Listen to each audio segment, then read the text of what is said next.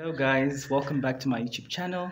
In this video, we're going to be discussing a subject that I find really interesting, and that is toxic positivity. So by the end of this video, I hope you have a better understanding of what that means and also find ways in which you can change certain things in your life if this applies to you. Thank you for watching.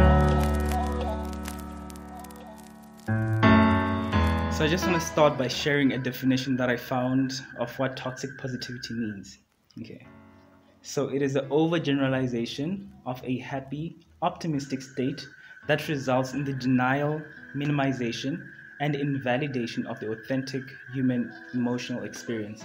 So toxic positivity is all about denying what you're experiencing, denying what other people are experiencing, denying their emotions, and not addressing the negative emotions that you experience.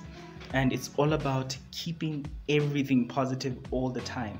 So there's statements like positive vibes only, or if someone comes and confides in you about something and you tell them get over it or snap out of it. It's things like that that are just dismissive of the negative experiences we have, dismissive of the negative emotions we have. So instead of addressing it, you hide it or you ignore it.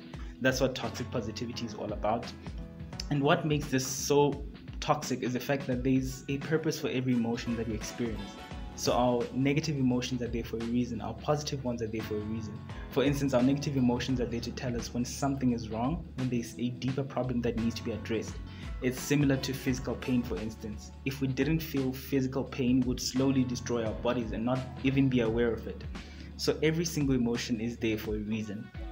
There was a study that was conducted with two groups of children. One group was experiencing positive emotions and the other group was experiencing negative emotions. And they had a task of identifying a simple shape within an embedded figure.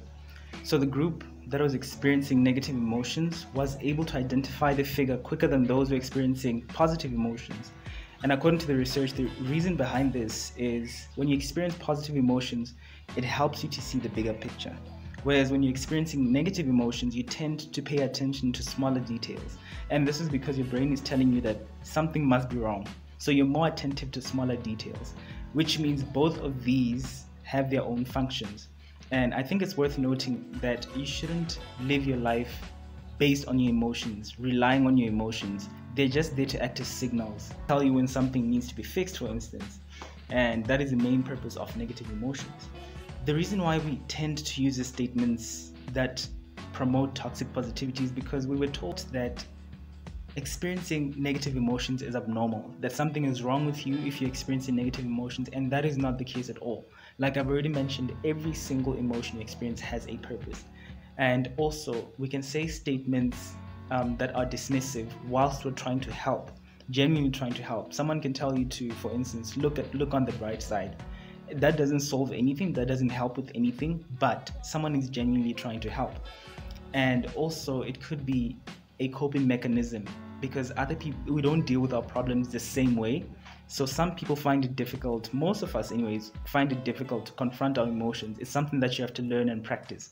So it's easier for you to just mask everything up in positivity and act as if nothing is wrong, as if nothing needs to be fixed.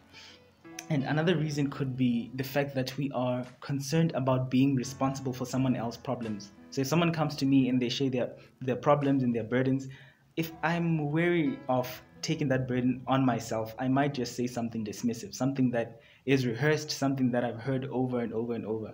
And also, another reason is the fact that sometimes you just don't care.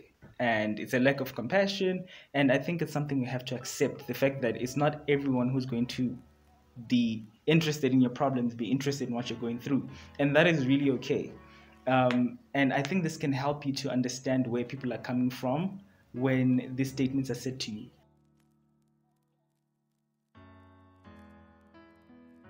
The first thing is it's isolating. When you confide in people and you share your problems and how you're feeling and no one seems to relate to what you're going through, it can be isolating in the sense that you start to feel as though you're the only person who's going through whatever it is you're going through. And it also makes you a bit hopeless because you feel like if no one understands what I'm going through, if no one has ever felt what I'm feeling, then it means that there's no way of me overcoming it. And that is quite dangerous. And also the flip side is true in that if you are the person who's giving dismissive statements and stuff like that, people are going to start to withdraw themselves from you. So it might not be in person, they might still be around you, but they won't be able to share with you exactly what they're going through, and it can create a void in your relationships, and you can lose touch with so many people around you because they're not able to confide in you, whatever it is that they're going through. The second thing is it makes you feel guilty for feeling bad. There's a quote that I like by Brené Brown. She says, "The energy source of shame is silence, secrecy, and judgment." And that is true. As soon as you start to open up about what you're going through, as soon as you start being transparent, you realize that shame doesn't have any hold on you anymore because you don't have anything to hide. It also denies you experiences that build resilience. And because you're constantly avoiding emotions that challenge you, emotions that are meant to grow you, you don't build any kind of resilience. If certain statements offend you, for instance, and you brush it off, the next time those statements are said to you, it's going to affect you in the same way. But if you ask yourself, why does this affect me so much? And you deal with the inner problems that you're facing, small statements are not going to offend you anymore. So it's meant to build resilience if you address it. But if you ignore and shrug it off, it builds up more problems than you are even aware of, which is the fourth thing. It leads to worse problems. And this could be depression, this could be breakdowns, but there's one that stood out for me.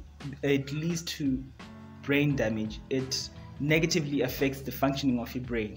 There was an experiment that was conducted with two groups of people who were meant to watch disturbing medical procedure films. And one group of people was told to express their emotions as they're watching the film, and the other group was told to inhibit their emotions and not show any expression regardless of how disturbed they were. By the end of that experiment, the people who were inhibiting their emotions had worse cognitive functioning than those who were expressing their emotions.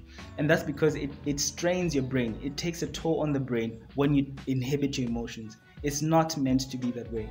And there's also a conversation that I listened to by Steven Furtick and Dr. Caroline Leaf. I think I'm just going to have to add the audio to it because she said so many things that stood out for me. And if you get a chance, please check it out. Watch it. It's really amazing. Actually, it's a cultural thing. It's not something you believe. You're saying it because it's expected of you, but actually this is where you're operating from. So now we have a contradiction between what you're saying, because what you're saying is coming from a toxic root. So it sounds good, but it's not good because it's not a reality in your life. That causes brain damage.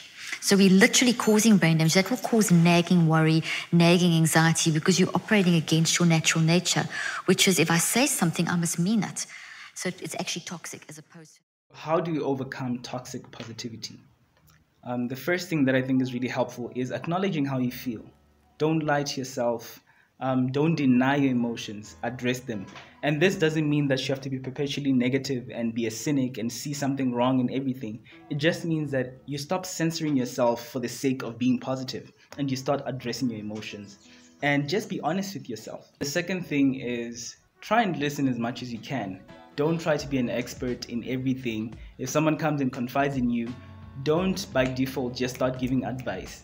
And I know many people might disagree with this because they think that, oh, well, this person needs my advice, this person needs my solutions. But how effective are those solutions going to be? How effective is that advice going to be if someone is not receptive to receiving it? And most of the times, people just want to be listened to. Just listen to them, empathize, relate to how they're feeling, and validate how they're feeling.